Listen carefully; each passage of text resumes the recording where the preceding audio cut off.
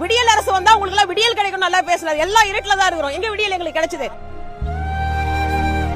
ஒருத்த செத்தா கூட அந்த சாவுக்கு செலவு செய்ய கூட வசதி இல்லாத நிலையில் பகுதி நேர ஆசிரியர்கள் இருக்கிறார்கள். அது அரசு நல்லா உணரும்.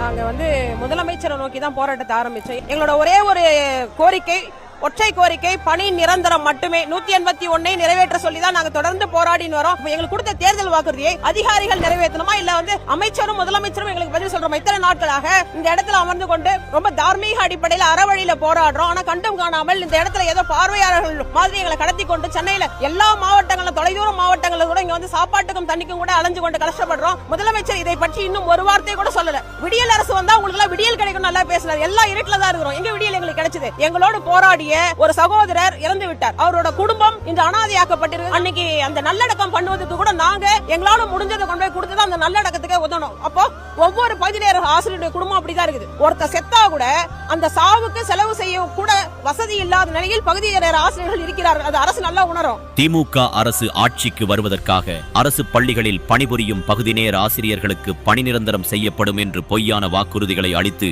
அவர்களை ஏமாற்றியுள்ளது. முதல்வர் ஸ்டாலின் அவர்களே, நீங்கள் ஆட்சி அதிகாரத்தை பிடிப்பதற்காக உங்கள் திறனற்ற திராவிட மாடல் ஆட்சியால் நிறைவேற்ற முடியாத வாக்குறுதிகளை அள்ளி வீசி மக்களை இப்படி ஏமாற்றுவது நியாயமா?